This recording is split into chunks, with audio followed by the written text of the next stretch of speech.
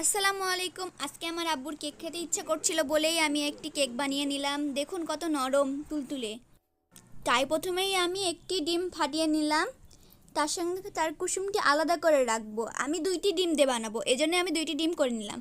এর ভিতর 1 কাপ চিনি দিয়ে ভালোভাবে এটাকে আমি বিট করে নিব। এখন আপনারা চাইলে 2টা 3টা মানে যত ইচ্ছে তত ডিম দিয়ে বানাতে পারবেন। আর মিষ্টি বেশি খেলে চিনি দিতে পারবেন বেশি। আমি এটাকে এখন ভালোভাবে ফেটে নেব, ফোম করে নেব। এই দেখুন আমার আস্তে আস্তে ফোম হয়ে গেছে। তো আমি এর ভিতর এখন 1/2 কাপ তেল দিয়ে দিলাম, স্বাদ অনুযায়ী লবণ দিয়ে দিলাম। আপনারা আপনাদের স্বাদ অনুযায়ী লবণ দিয়ে দিবেন। 1 কাপ আমি আটা দিয়ে দিলাম এর ভিতরে। এখন ভালোভাবে এটিকে আমি মিশিয়ে নেব বিট করে।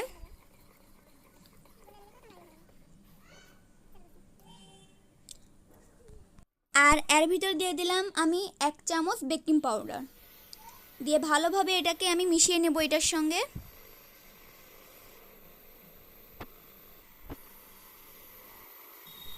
এই দেখুন আমার বিট করা সম্পূর্ণ হয়ে গেছে। তো আমি একটি লাভ বাটিতে এটা ঢেলে দিচ্ছি। আপনারা চাইলে যে কোনো আকারে বাটিতে দিতে পারেন। আমি লাভ বাটিতে দিচ্ছি কারণ আমার লাভ পছন্দ। আর ভিউয়ার্স, আপনারা আমার ভিডিও সম্পূর্ণ দেখবেন, লাইক করবেন, সাবস্ক্রাইব করবেন, কমেন্ট করবেন। এখন আমি এটিকে একটা প্যানের ভিতর দিয়ে ঢাকনা দিয়ে ঢেকে দিচ্ছি। হালকা আঁচে চুলা দিয়ে দিয়েছি আমি। 15 থেকে 20 মিনিট পর আমি এই দেখুন আমার কেকটা প্রায় হয়ে গেছে।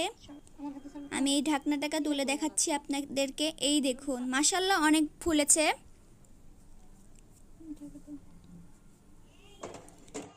এখন আমি এটাকে নামিয়ে নিলাম। এই দেখুন কেকটি কত সফট হয়েছে। আমার আব্বু কেক খেতে অনেক পছন্দ করে, এই জন্যে আমি কেকটা তৈরি করেছি। এখন আমার আব্বু কেকটা কাটছে, এই দেখুন। ভিউয়ার্স, আজকের ভিডিও আমার এই পর্যন্তই। আপনার প্লিজ আমার চ্যানেলটাকে সাবস্ক্রাইব করবেন।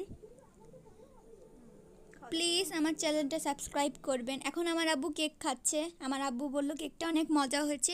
তো ভিউয়ার্স, আজকের ভিডিও এই পর্যন্তই। আসসালামু আলাইকুম।